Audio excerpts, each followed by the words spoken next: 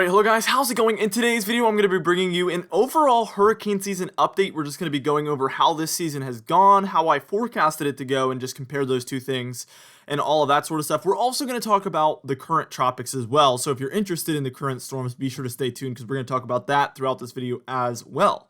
Alright, now before I get started with this video though, I would ask that you do subscribe if you do like weather-related content, and also make sure to share this video with your friends, family, and social media. Now, I would also ask that you check out our very exciting Patreon page in the description and the pinned comment down below. Alright, now for today's comment of the day, I want to know, how far into Greek names do you think we will get? It's apparent that we will now, obviously, in this season. So do you think we're going to break the record? Let me know in the comments down below. I'll be picking one of those for tomorrow's video. Alright, now let's get into this video, and first things first, we're just taking a look at that 5-day outlook. We're not actually going to click on any of the individual storms. We will be showing the cone forecasts for a few of these storms a little bit later on.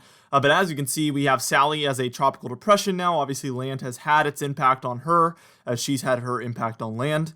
We have Hurricane Teddy there that looks to become a major hurricane. We see Tropical Storm Vicky, and then we also see a 40 to 60% chance of development within that orange shade there, down there for that new Africa system. And our Gulf system now, all of a sudden, a 60+% chance. I actually looked today, and it's a 90% chance to be exact, heading northward towards the Gulf states. So we're going to want to watch that one closely. It looks to at least become a tropical storm, if not more.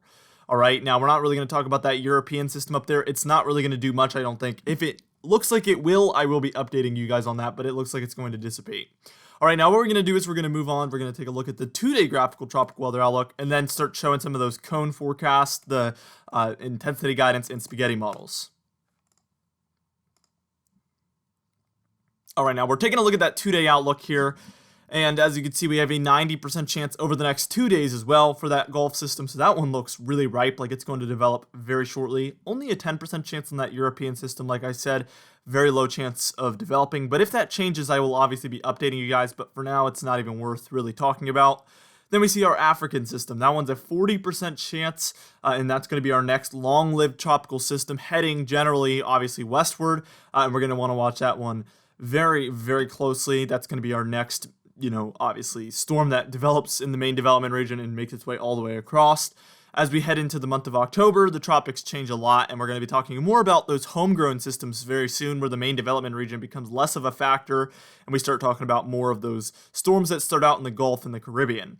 Alright, now here's the cone forecast for Hurricane Teddy. I wanted to show this particularly because we're now expecting it to become a major hurricane, as you can see, by 2 a.m. on Friday, which is tomorrow from the time I'm making this video. Unfortunately, now it looks like it's going to hit Bermuda as potentially a strong hurricane. Very unfortunate, as you guys just had a hurricane hit you guys. Another unfortunate thing is that the models have in the previous few days trended at potentially after that 2 a.m. on Tuesday outlook, heading directly westward towards New England. That would not be very good whatsoever. We're going to want to watch that one closely. Fortunately, there's a lot of dry air there offshore of the northeastern United States that I've taken a look at, so that might hinder any chances of this being a very strong storm if it was to do that. Very rare track for a storm to head there. That would be very, very impactful, and obviously we would be talking about that very shortly. Alright, now what we're going to do here is we're going to move on and we're going to start talking about that Gulf storm. I'm going to talk about the spaghetti model, the intensity guidance, and then we're going to start talking more about the overall season.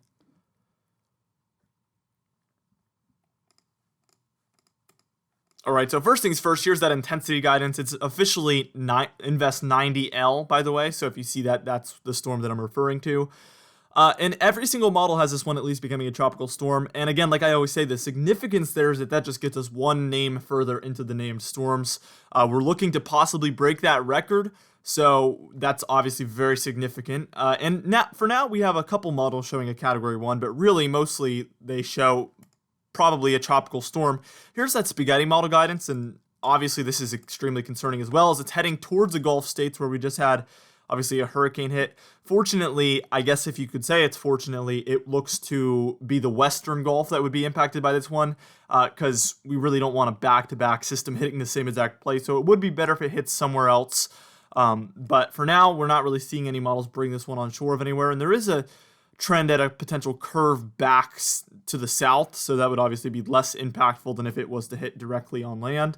Now, what we're going to do here is we're going to move on. We're going to talk about the sinking and rising air, and then we're just going to start talking about the overall season in other terms as well. We're just going to take a look at the dry air, the shear, my forecast that I made back in June, all sorts of things like that. All right, so let's go ahead and take a look at that rising and sinking air. Obviously, the red means sinking air, the green means rising air. These storms develop way better in rising air because the clouds are rising up. So when there's a sinking air motion, it really it kind of discourages any development, if you will. So we've had mostly reds in the Atlantic for a long time now, surprisingly. So regardless of that, we've had development.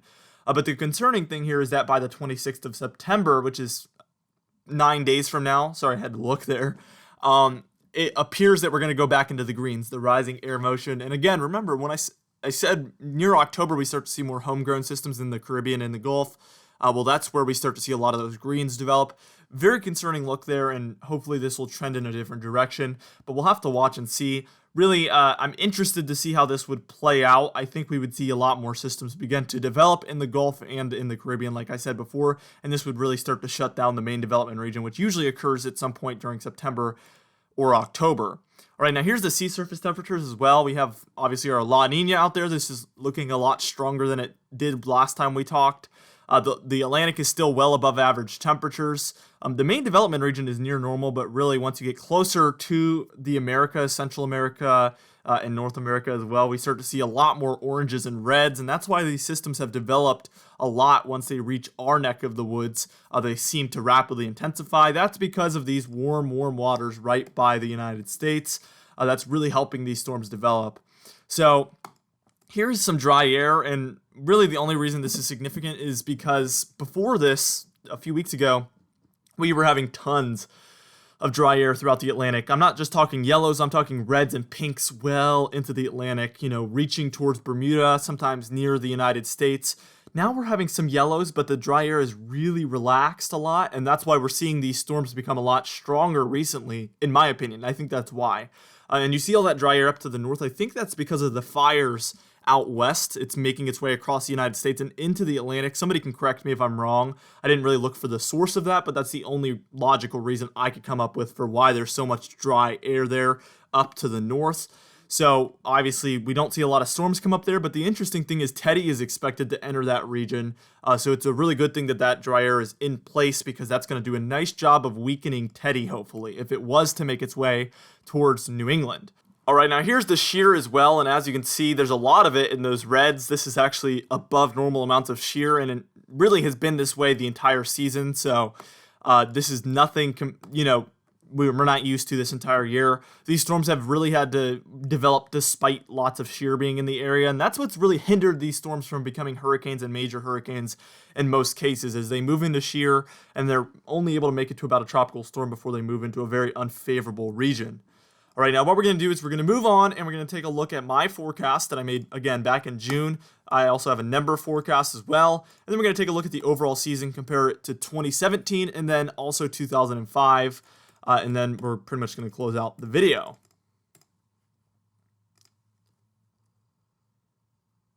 All right, so here we are taking a look at my forecast back in June. Let's just take a look at the green area first off. Tropical waves will have a much easier time developing. I wouldn't say they've had a much easier time developing once they become tropical storms, but we saw a lot of tropical storms develop in this region. They had an easy time developing. But beyond that point, major hurricane, they had a very difficult time developing, because even though there was some pockets of favorable regions, it was very, very small pockets, and then they would move into shear or dry air. Something would really hinder that further development. Caribbean rapid development could see many storms become major hurricanes. Well, we haven't seen many major hurricanes yet, but we have had some in the Gulf with near normal development, but most storms could already be major. I would go ahead and put the red region in the Gulf and the pink region in the Caribbean. If it was, obviously months ahead now, obviously with the foresight I have, I would do that, but back then it appeared this is the way it would be. The East Coast was a wild card, although we saw many more storms than what is normal. So it's really hard to forecast the East Coast there, because it's really about how the storms move into that region. Usually storms don't start out in the East Coast, although we did have a few of those this year. Now the numbers forecast here, 2020 forecast, named storms 14 to 20. I believe we're at 21 now, although we will see in just a moment how many we've had.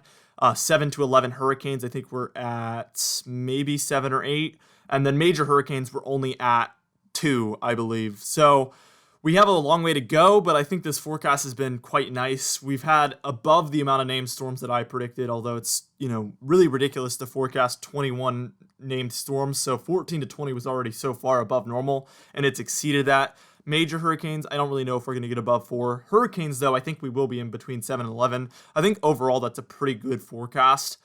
And a lot of other sources forecasted a very similar type of season. Now, here is our season month by month. You can see 2 tropical storms in May, 2 tropical storms in June, 3 tropical storms in July, and 2 hurricanes developed, Hurricane Hannah and Hurricane Isaias. Well, let's count up the hurricanes. 1, 2, 3, 4, 5, 6, 7, 8. So yeah, 8 hurricanes there. So that was kind of the minimum range of my forecast for the amount of hurricanes we would have.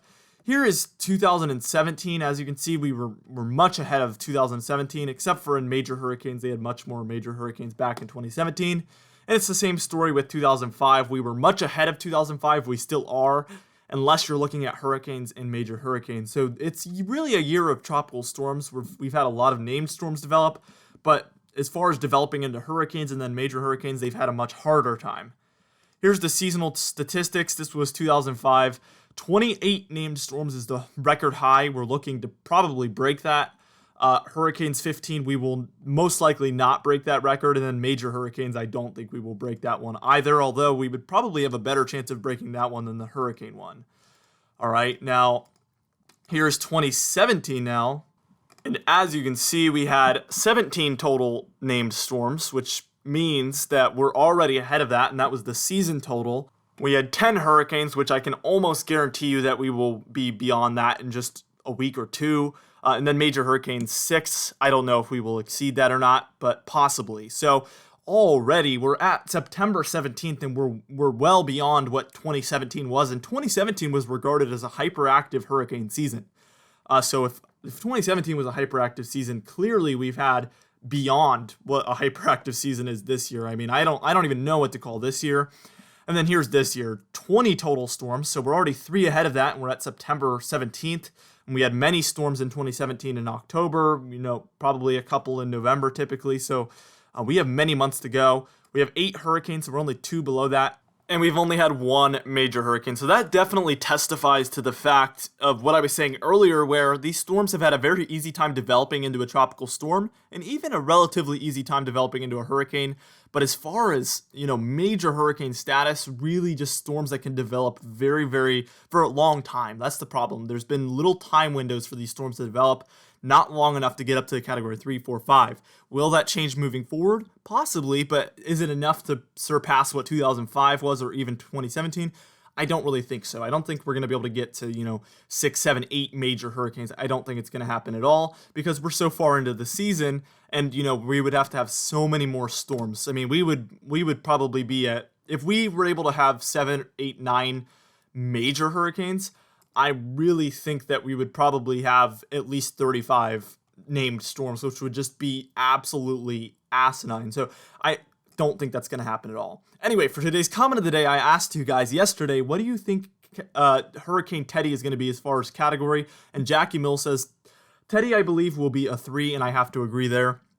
Don't really know if it's going to become a 4 or anything, but I do think it's going to for sure become a 3. Anyway, for today's patron highlight of the day, I want to thank you all for supporting the channel, but especially our diamond patrons, Alicia Davis, Madbirds, Dan Hazard, Cindy Klein, and Mark J, alongside our platinum patron, Donna Carnes. Anyway, guys, thank you so much for watching this video. Again, be sure to share it with your friends, family, and social media. I will see you guys in the next video.